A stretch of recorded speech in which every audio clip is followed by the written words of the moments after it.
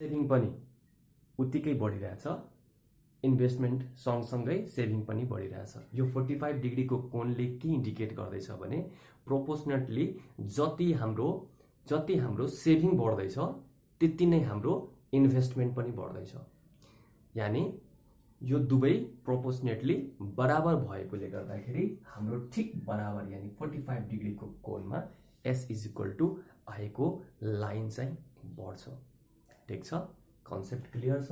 यो S = I 45 डिग्रीकै आधारमा किन बढेको, किनकि दुईटैको प्रोपोर्सनेट चेन्ज बराबर छ। दुईटैको प्रोपोर्सनेट चेन्ज बराबर भएकोले गर्दा एउटा भेरिएबल यो दुईटाको बीचमा त पोजिटिभ रिलेसनशिप छ सेभिङ र इन्भेस्टमेन्टको बीचमा। त्यसैले दुईटै भेरिएबल प्रोपोर्सनेटली एउटै दरमा बढ्यो भने 45 डिग्रीको एंगल देखाउँछ। ठीक, त्यही कुरालाई हामीले यहाँनिर यो प्यानलमा हेर्यौं। अब आउँ नेक्स्ट प्यानल सी तिर। यो प्यानल सी मा केही फरक हेर्नु भएको छ। यहाँनिर ग्याप छ अनि बल्ल 45 डिग्रीको एंगल छ हो। अब त्यो के हो त्यसको लजिक हामी बुझौं। बुकमा यसको लजिक छैन, हामी प्र्याक्टिकली बुझौं।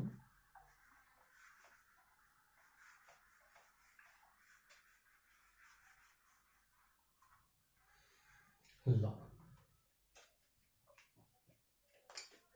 यसलाई म एउटा एक्जाम्पलको हेल्प लिन्छु यो कन्सेप्टलाई बुझाउनको निम्ति। मानौ तपाईको इन्कम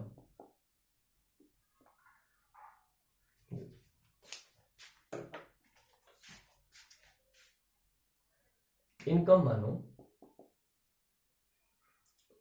इकोनोमीमा तपाईको इन्कम मानौ 20,000 छ। कति छ? 20,000। मानौ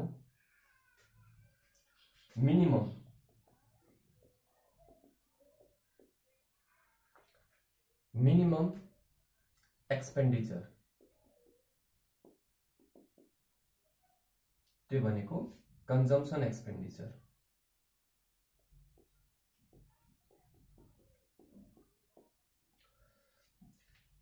यानी बेसिक नेसेसिटिज गुड्सहरु होला, त्यो कुनै राज्यले गर्नै पर्ने इन्भेस्टमेन्ट होला हैन। अब मानौ तपाईको इन्कम 20,000 छ र गर्नै पर्ने कुनै पनि राज्यले गर्नै पर्ने एक्सपेन्डिचर खर्च मानौ 10,000 छ। यानी जस्तो पेन्सनहरुलाई तपाईलाई थाहा छ, गभर्नमेन्टले के गर्छ, पेन्सन होल्डर्सहरुलाई फिक्स्ड एउटा पेमेन्ट तिनीहरुलाई गरिरहन्छ। त्यस्तै गभर्नमेन्टका अपरेटिङ एक्सपेन्सेसहरु हुन्छन्, कर्मचारीहरुलाई तलब दिनुपर्ने, त्यो फिक्स्ड नेचरको हुन्छ, त्यो दिनै पर्ने हुन्छ। यानी एउटा राज्यको कुनै पनि यस्ता फिक्स्ड एक्सपेन्सेसहरु हुन्छन् जुन चाहिँ गर्नै पर्ने हुन्छ, त्यो बेसिक नेसेसिटिज एक्सपेन्डिचर हो। यस्तो खर्चहरु मानौ कि 10,000 छ, त्यो सरकारले गर्नै पर्ने छ भने यस्तो अवस्थामा तपाईको देशको आम्दानी 20,000 छ मानौ र गर्नै पर्ने खर्च कति हो? 10,000। त्यसो भए बाद बाँकी के होला त? सेभिङ कति होला सर? 20,000 आम्दानी, 10,000 खर्च, 10,000।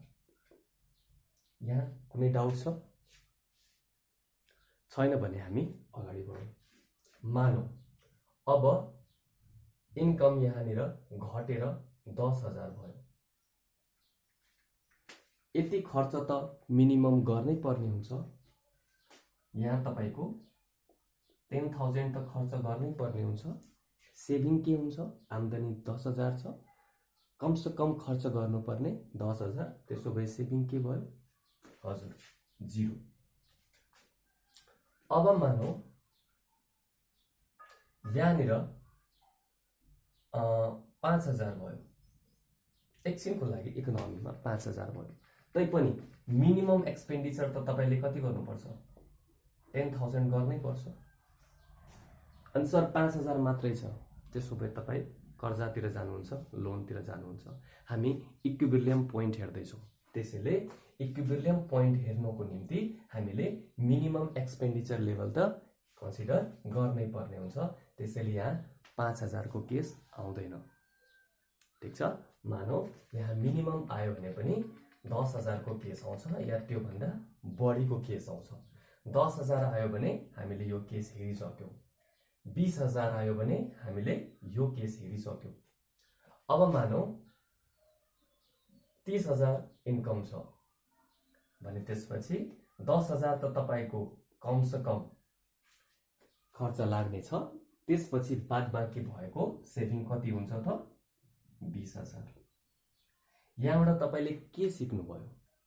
यहाँबाट यो सिक्नु भयो कि एउटा मिनिमम लेभल अफ इन्कम, यो यहाँ हेर्नुस्, इन्कम छ, राज्यमा इन्कम छ तर सेभिङ चाहिँ छैन। राज्यमा इन्कम छैन, सेभिङ छैन। इन्कम त छ तर सेभिङ कति छ? 0। इन्कम छ तर सेभिङ कति छ? 0। Next point लिनुस्। इन्कम त छ तर सेभिङ कति छ? 0। Next point लिनुस्। इन्कम त छ तर सेभिङ कति छ? 0। यसको मतलब यसलाई एज्युम गर्नुस् 10,000 अहिलेको एक्जाम्पल अनुसार, यानी 10,000 सम्म यदि उसको इन्कम भयो भने सेभिङ कति हुन्छ त? 0। सेभिङ कति हुन्छ? 0। 10,000 भन्दा बढ्ने बित्तिकै के बढ्ने बित्तिकै? इन्कम बढ्ने बित्तिकै उसको सेभिङ पनि बढ्न थाल्छ। 10,000 बाट इन्कम बढ्ने बित्तिकै उसको सेभिङ पनि के हुन्छ? बढ्न थाल्छ। यति सेभिङ बढ्छ, यति इन्कम बढ्यो भने यति सेभिङ, फेरि इन्कम बढ्यो भने सेभिङ बढ्ने, यानी इन्कम बढ्दै गयो सेभिङ पनि बढ्दै गयो र यो दुईटैको दर एउटै रहनेछ। यो दुईटैको दर एउटै रहनेछ। त्यसैले यहाँनिर 45 डिग्रीको एंगल बन्यो। ठीक छ। अब यसलाई हामी मेटौं। कन्सेप्ट क्लियर छ? म यसलाई फेरि एक पटक तपाईलाई रिभाइज गर्दिन्छु अनि बल्ल हामी अगाडि बढ्छौं। बुझ्दै पढौं। इकोनोमिक्स एकदम सजिलो विषय हो।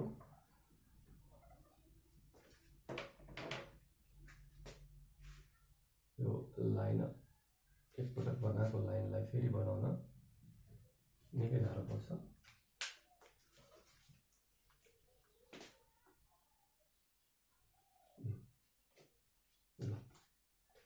यहाँ भयो।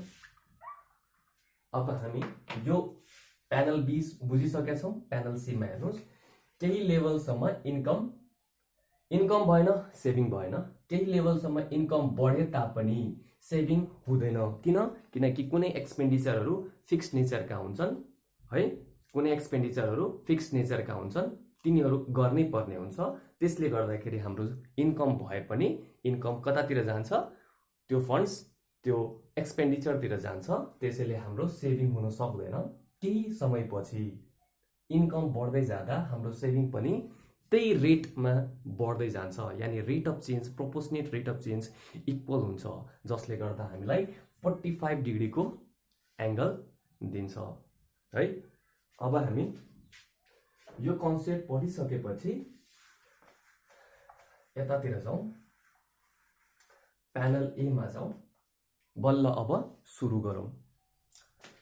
इन्ट्रेस्ट रेट मानौ एउटा पोइन्ट लिए मैले र त्यसलाई नाम दिए। म यहाँ अर्को कलरको मार्कर युज गर्छु, I0। सर यो I0 किन राख्नु भयो? यो एउटा पिरियडको इन्ट्रेस्ट रेट लिएको हो। तपाई 5%, 10% केही पनि लिन सक्नुहुन्छ है। मानौ कि तपाईको यो इन्ट्रेस्ट रेट दरमा 10% मानौ, 10% ब्याज दरमा तपाईको लगानीको लागि पैसा मानौ यति चाहिन्छ।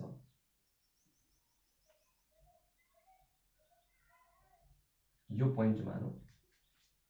अब हामी रिलेशनशिप हेर्दै छौं इन्ट्रेस्ट रेट र इन्भेस्टमेन्टको बीचमा। लजिक हेरौं। इन्ट्रेस्ट रेट र इन्भेस्टमेन्टको बीचमा लजिक हेरौं है। इन्भेस्टमेन्ट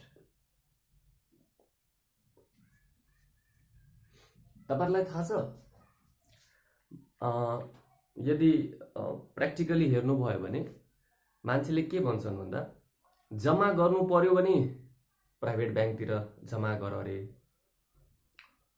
ऋण झिक्नु पर्यो भने सरकारी ब्याङ्कतिर जाऊ अरे।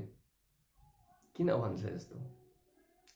ऋण झिक्नु पर्यो भने सरकारी ब्याङ्कतिर किन जाऊ? किनकि सरकारले ऋणको लागि ब्याज दर कम तोकेको हुन्छ र कम ब्याज दरमा सरकारी ब्याङ्क वित्तीय संस्थाहरूले ऋणलाई प्रवाह गर्छन्, फन्ड्स फ्लो गर्छन्। ठिक छ। त्यसैले पनि के भनिन्छ भने प्राइभेट ब्याङ्क्सहरूले चर्को ब्याज दर लिन्छन्। चर्को ब्याज दरमा मानिसहरू आफ्नो इन्भेस्टमेन्ट मनी एकदम कम माग्छ। सस्तो ब्याज दरमा उसले त्यो इन्भेस्टमेन्ट मनी बढी माग्छ ताकि आफ्नो बिजनेसलाई चलाएर त्यहाँबाट रिटर्न गेन गरेर ब्याङ्कलाई पनि सेटल गरिदियोस् र त्यहाँबाट आफ्नो बिजनेस एक्टिभिटिजलाई पनि बढाओस्। बढी दरमा यदि उसले फन्ड्स लिएको छ भने बढी ब्याज चुकाउनु पर्छ र त्यो रेटमा यदि इन्कम भएन भने त्यो बिजनेस चाहिँ उसको डुब्छ। सेम कन्सेप्ट हो। गर्मी निकै बढी छ। ल अब इन्ट्रेस्ट रेटतिर जाउँ। मानौ तपाईले 15%, जेनरली फाइनेन्स कम्पनीहरू 12%, 13%, 14% तिर कर्जाहरू प्रवाह गर्छन्। 15% मा तपाईलाई इन्ट्रेस्ट रेट कति चार्ज गर्दैछ? 15%। भनेपछि त्यहाँबाट तपाई त्यो सोर्सबाट तपाई कम पैसा माग्नुहुन्छ। मानौ कति माग्नुभयो? 50 लाख। 50 लाख फन्ड्स माग्नुभयो। कति पर्सेन्ट ब्याज दरमा? 15% ब्याज दर। त्यसो भए तपाईले यदि कमर्सियल ब्याङ्कतिर जानुभयो भने मानौ 7% मा तपाईले पैसा पाउनुभयो भने पक्कै पनि 50 लाख भन्दा तपाईको डिमान्ड बढ्छ कि घट्छ? सर मैले बुझिन। 15% ब्याज दरमा तपाईले कति पैसा माग्नुभयो? 50 लाख। तर तपाईको रिक्वायरमेन्ट 50 लाख होइन, बढी हो। किनकि उसले चर्को ब्याज दरमा तपाईलाई फन्ड्स दिएको छ, तपाईले 50 लाख नै माग्नुभयो।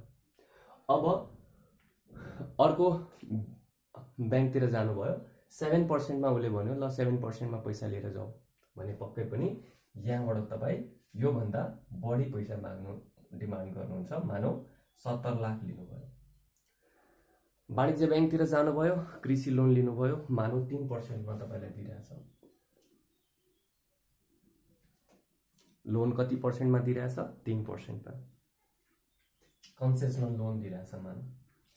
भनेपछि तपाईलाई डिपोजिटमै उसले 6%, 4%, 5% यसरी तपाईलाई दिइरहेछ। डिपोजिटमै इन्ट्रेस्ट त्यति दिइरहेछ भनेपछि यही ब्याङ्कबाट तपाईले 3% मा पैसा लिएर यही ब्याङ्कमा पनि जम्मा गरिदिँदाखेरि पनि तपाई इन्ट्रेस्टमा गेन गर्न सक्नुहुन्छ। हुन कि यो तपाईलाई त्यहाँनिर प्रपर फिजिबिलिटी रिपोर्ट्सहरू अनि त्यसपछि तपाईलाई विभिन्न त्यो रुल्स र रेगुलेसन्सले बाँधिएर काम गर्नुपर्ने हुन्छ, जसले गर्दा त्यो पोसिबल हुँदैन। त्यो सरकारले पनि इकोनोमिक डेभलपमेन्ट होस्, रोजगारीको अवसर भेटोस् भन्ने, जीडीपीमा कन्ट्रिब्युसन होस् भन्ने उम्मिदले तपाईलाई लोन दिया हुन्छ है। त्यसलाई तपाईले त्यसरी च्यानलाइज गर्न मिल्दैन। अब खैर हामी उतातिर नजाउँ, हामी कतातिर ध्यान दियौँ भने मानौ 3% मै तपाईले यदि कर्जा पाउनु भयो भने तपाई के गर्नुहुन्छ? बढी भन्दा बढी पैसाको माग गर्नुहुन्छ। मानौ 1 करोड पैसाको माग गर्नुभयो। यहाँ तपाईले के हेर्नुभयो भने इन्ट्रेस्ट रेट घट्दै जाँदा तपाईको इन्भेस्टमेन्ट मनी के भइरहेछ त?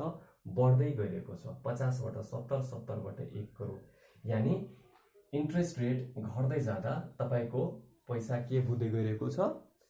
पैसाको डिमान्ड बढ्दै गइरहेको छ भने यस्तो किसिमको रिलेसन जसमा एउटा भेरिएबल घट्नु र अर्को भेरिएबल बढ्नु, यसलाई भनिन्छ इन्डाइरेक्ट रिलेसन। के भनिन्छ? Indirect relation, inverse relation. अनि यसलाई अलिकति यो भनेको इन्ट्रेस्ट रेटलाई हामीले स्मल आई ले रिप्रेजेन्ट गर्छौं। आई बढ्यो भने क्यापिटल आई घट्छ एन्ड भाइस वर्सा। आई बढेको देखाउनुस्, एकपटक घटेको देखाउनुस्।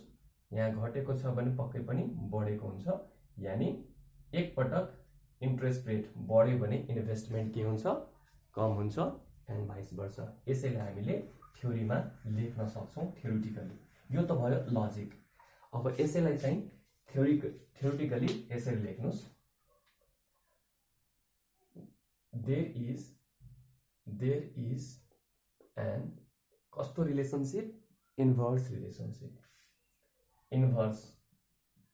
रिलेसनशिप बिट्विन के इन्ट्रेस्ट रेट र इन्भेस्टमेन्ट। अहिले हेरेकै जस्तै interest rate and investment.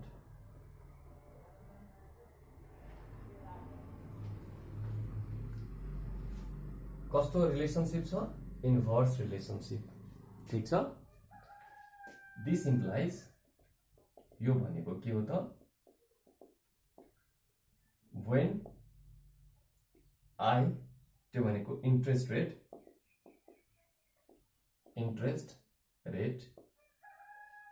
I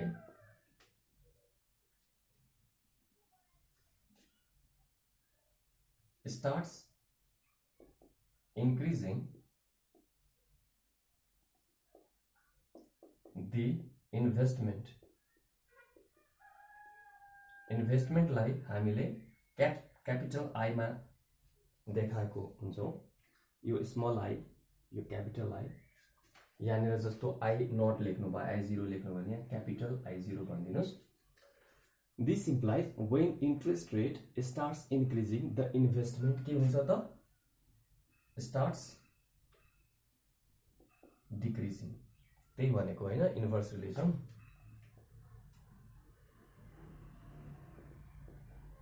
decreasing त्यो भनेको आई यदि बढ्यो भने क्यापिटल आई घट्छ, एन्ड भाइस वर्सा भनौँ न, एन्ड भाइस वर्सा। त्यो भनेको अपोजिट है। आई यदि घट्यो भने क्यापिटल आई के हुन्छ, हजुर बढ्छ। यो यसको लजिक भयो। यसको मतलब तपाईले के बुझ्नुभयो भने, इन्भर्स रिलेसनशिपको मतलब के बुझ्नुभयो भने, therefore the curve, त्यो भनेको रिलेसन,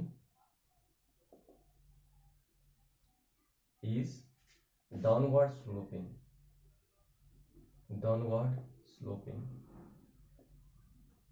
सर तपाईहरुलाई थाहा छ, यदि पोजिटिभ रिलेसन छ भने कर्व माथितिर जान्छ, यो नि बढ्छ, यो नि बढ्छ। दुईटै बढ्यो भने त्यसलाई पोजिटिभ रिलेसनशिप भन्छ।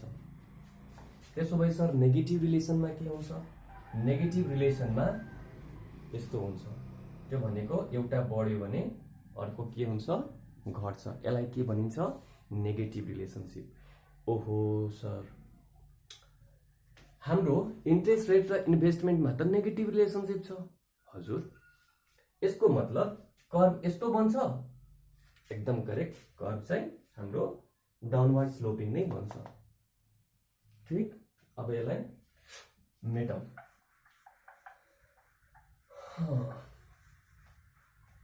अब यहाँनिर हेरौँ, आई 1 राखौँ। के गरेँ मैले, इन्ट्रेस्ट रेट घटाएँ।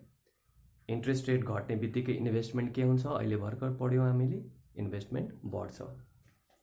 अब यसको मतलब यो भन्दा बढी बढाउनुस्। सर कति बढ्छ, अनुमानित गरौँ न, कति बढ्छ। That depends upon the elasticity of investment and interest rate. यो दुईटाको इलास्टिसिटी हामी मेजर गर्नको लागि कति बढ्छ भन्ने कुरा हामी पोलिसिजहरुबाट हामीलाई थाहा हुन्छ। अहिले हामी यो थ्योरी पढ्दैछौँ, त्यसैले यही थ्योरीसँग रिलेटेड कुरा गरौँ। मानौ इन्ट्रेस्ट रेट के भयो त, घट्यो। घट्ने बित्तिकै इन्भेस्टमेन्ट के गर्नुपर्छ, बढाउनुपर्छ। तपाईं बढाउनुस्। मानौ यो पोइन्ट आयो, यो पोइन्ट आयो। मानौ यति इन्भेस्टमेन्ट बढ्यो रे, यति इन्ट्रेस्ट रेट घट्दा इन्भेस्टमेन्ट कति बढ्यो यति। यसलाई I1 भन्नुभयो भने यसलाई के भन्नुहुन्छ क्यापिटल I1। ठीक, अब यो दुईटालाई जोड्नुस्। सायद यतातिर आउँछ। ल मैले जोडिसकेँ। अब म अर्को कलरको युज गर्छु यहाँनिर र यो दुईटा पोइन्टलाई जोड्छु। जोडे, यसलाई भन्छु कि हाम्रो इन्भेस्टमेन्ट कसको फंक्सन हो त इन्ट्रेस्ट रेटको। ठीक छ, यानी इन्ट्रेस्ट रेट इन्डिपेन्डेन्ट भेरिएबल हो। जौं जौं इन्ट्रेस्ट रेट बढ्दै जान्छ तौं तौं इन्भेस्टमेन्ट घट्दै जान्छ। त्यही कुरा हैन। ल त्यसो भए हामीले प्यानल ए बुझिसक्यौं। यो हेर्दाखेरि एकदम कम्प्लिकेटेड देखिन्छ तर एकदम इजी छ। अब प्यानल ए बुझिसकेपछि अब हामी जाउँ प्यानल बी तिर। यो क्लासको सुरुमै मैले के भनेको थिएँ, हामी प्यानल ए बाट मुभ गर्छौं प्यानल बी मा, त्यसपछि कहाँ मुभ गर्छौं प्यानल सी मा, र लास्टमा हाम्रो एन्सर डेरिभेसन कहाँनिर आउँछ प्यानल डी मा। ठीक छ, हामी आफ्नो क्लासलाई त्यसरी नै अगाडि बढाउँ जाउँ। अब हामी यो प्यानल ए बाट हामी कहाँ जाँदै छौं प्यानल बी मा। अब यसलाई हामी कन्टिन्यू गरौँ। सर कन्टिन्यू कसरी गर्ने, यसलाई एक्सटेन्ड गर्नुस्।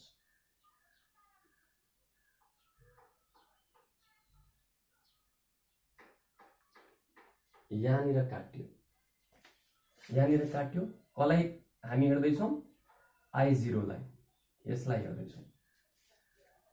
यही इन्भेस्टमेन्ट यहाँनिर के छ 0 छ। यो 0 लाई हामीले कहाँ गर्यौं इन्भेस्टमेन्ट एक्सिसमा हामीले कट गर्यौं। कहाँ कट भयो यहाँनिर। अब हामी यतातिर y एक्सिसमा यसको सिमिलर कट गरौँ र यसको नाम दिउँ, यसको नाम दिउँ। सर मलाई यसको नाम थाहा छ, के थाहा छ I0। कसरी थाहा पाउनु भयो सर, यसैलाई त एक्सटेन्ड गरेको नि। गुड, यसको नाम दिउँ S0। सर S0 किन, किनकि हाम्रो 0 पिरियडको हाम्रो डेटा हो, त्यसैले 0 राखौँ न यहाँनिर है। अब सर एउटा गरिदिनु भयो, अब अर्को गर्नुहुन्छ? हजुर अर्को गर्छु। अब यसैलाई एक्सटेन्ड गर्नुहुन्छ? हजुर। ए यसलाई I0 भन्नुभयो भने सर यो I1 लाई एक्सटेन्ड गरे हैन? हजुर। अनि यसलाई I1 भन्ने? एकदम ठीक, I1 भन्नुस्। सर यो त यहाँनिर काट्या छ। गुड, अब यसलाई y एक्सिस सँग तपाई जोड्नुस्। ओहो सर मैले थाहा पाइसके, यहाँ S0 छ भने यो पक्कै पनि के हुन्छ S1 हुन्छ। प्यानल बी त एकदम इजी छ त, सिधै तपाईले एक्सटेन्ड गरिदिनु भयो, त्यतिमै प्यानल बी बन्यो। गुड, त्यतिमै प्यानल बी बन्यो। त्यसो भए अब प्यानल सी यसैलाई तान्नुहुन्छ? एकदम करेक्ट, यसैलाई तान्नुस्। अब यतातिर के छ सेभिङ छ, यहाँ के छ सेभिङ छ। यो सेभिङको S0 लाई तपाई एक्सटेन्ड गर्नुस्। सायद यहाँ आउँछ होला कि यो पोइन्ट आयो। ए सर मलाई थाहा भइसक्यो, यो S0 हो भने यो पनि S0 हुन्छ। करेक्ट। सर यहाँ मैले एउटा पोइन्ट हेरे कि यो x एक्सिसमा पनि तान्नु पर्छ? हजुर तान्नु पर्छ, तान्नुस्। सर यो S0 हो भने यो Y0 हुन्छ। एकदम ट्यालेन्टेड हुनुहुन्छ। कसरी Y0 भयो? सर इन्कमलाई Y ले रिप्रेजेन्ट गर्नुहुन्छ हो, त्यसो भए यो S0 भयो भने Y0, इन्कमलाई Y ले रिप्रेजेन्ट गर्यो। ठीक छ। सर यो S0 गरिसकेपछि S1 लाई पनि तान्ने हो? हजुर, किनकि हामी प्यानल बी बाट कहाँ मुभ गर्दै छौं प्यानल सी तिर। यो मोटामोटी यतातिर आउँछ। ए सर मैले थाहा पाएँ यो S0 हो, यो S1 लाई एक्सटेन्ड गरेकोले यो X1 लेख्छौं। यो पोइन्टलाई हामी यसरी थोप्लो दिन्छौं र यसलाई चाहिँ हामी तल एक्सटेन्ड गर्छौं र यसको नाम हामी Y1 राख्छौं, किनकि यो S1 हो, त्यसो भए यो Y1 हो। यति कुरा त बुझिएको छ। यो लजिक तपाईलाई मैले पहिले क्लियर गरिसकेको छ, खाली यहाँनिर हामी एक्सटेन्ड मात्रै गर्दै छौं। अब यहाँबाट तपाईले के सिक्नुभयो, यो थ्योरीलाई हामीले एक्सटेन्ड गर्यौं, यहाँ यो थ्योरीलाई फेरि हामीले एक्सटेन्ड गर्यौं यो प्यानलमा, र एउटा नयाँ मोडल अब हाम्रो यसमा डिराइभ भएर आउँछ। यसको मतलब सर हामीले यो पोइन्टलाई एक्सटेन्ड गर्नुपर्छ। एक्ज्याक्टली, यो पनि इन्कम हो, यहाँ पनि इन्कम छ, यो लेभललाई हामी एक्सटेन्ड गरौँ। कहाँनिर काट्यो, यहाँ काट्यो। सर यसको नाम y0 हो भने यसको नाम के हुन्छ, एकदम करेक्ट, यो पनि y0 हुन्छ। सर यो y0 किन हुन्छ, किनकि यता पनि x एक्सिसमा इन्कम छ, यता पनि इन्कम छ। अब सर यहाँ इन्ट्रेस्ट रेटमा के हुन्छ, अहिले हामी कसको अध्ययन गर्दैछौँ, 0 पोइन्टको। त्यसो भए इन्ट्रेस्ट रेट के को लिने हो, 0 पोइन्टको लिनुस्, 0 पोइन्टको। कहाँनिर मिटिङ भयो, यहाँनिर। सर यसलाई के नाम दिने, I0, ठीक छ। अब सिमिलरली यो y1 लाई एक्सटेन्ड गर्नुस्, यहाँ के लेख्नुहुन्छ, y1, किन, यही y1 लाई एक्सटेन्ड गरेको, यही पोइन्टलाई हामीले एक्सटेन्ड गरेको, ठीक छ। यही पोइन्ट बनाइदिनु होला नि फेरि, सर यहाँनिर त जोडेको छ, जोड्ने बित्तिकै पोइन्ट बनाइदिनु होला नि फेरि, त्यस्तो छैन। यो त हामीले खाली यसको लागि लाइन मात्रै तयार पार्यौं। एहे सर यसको मतलब अब हामी y1 को लागि हामी इन्ट्रेस्ट रेट 1 हेर्नु पर्ने हुन्छ। हजुर, इन्ट्रेस्ट रेट 1 हेर्नुस्, यहाँनिर के राख्नुस्, I1। त्यसो भए यो दुईटा कहाँनिर मिट गर्यो, यहाँनिर, यही जोडिदिनु होला नि फेरि। सर मलाई यो दुईटा पोइन्ट हेर्ने बित्तिकै जोडौं लाग्छ। हो बाबु, जोड्नुस्, यो दुईटालाई जोड्नुस्। एहे सर लाइन त कस्तो टेढो भएछ त, ठीक छ। हामीले स्केलको मद्दत लिएर यो दुईटा पोइन्टलाई जोड्ने प्रयास गर्छौं। ल, जोडिसक्यो। यसको मतलब तपाई भन्दै हुनुहुन्थ्यो अन्तिम डेरिभेसन यहाँनिर हुन्छ, के यसलाई नै आइएस कर्व भनिन्छ। एक्ज्याक्टली, यो हो आइएस कर्व। यसको मतलब यही हो तपाईको investment saving curve. So simple. Panel A बाट हामी मुभ गर्यौं प्यानल बी मा, प्यानल बी बाट हामी मुभ गर्यौं प्यानल सी मा, रिलेसनशिप डेभलप गर्यौं र त्यो रिलेसनशिपकै आधारमा हामीले आइएस कर्व निकाल्यौं, ठीक छ। अब यो त भयो योसँग सम्बन्धित हाम्रो ग्राफको बनावट र त्यसको बुझाइ। अब तपाई आफ्नो मार्क्सलाई आधार मानेर यसलाई एक्सप्लेन गर्न सक्नुहुन्छ। एक्सप्लेन यसरी गर्न सक्नुहुन्छ। In order to derive IS curve through graphical method, what we do is we take the help of 4 panels. We name it panel A, panel B, panel C and panel D respectively, which is shown in the above graph. Under panel A राख्नुस्, heading राख्नुस्, अनि त्यसपछि त्यसको विश्लेषण गर्नुस्। OX and OY represents X axis and Y axis respectively, which shows investment in X axis and interest rate in Y axis. The relationship between interest rate and investment is inverse. Therefore,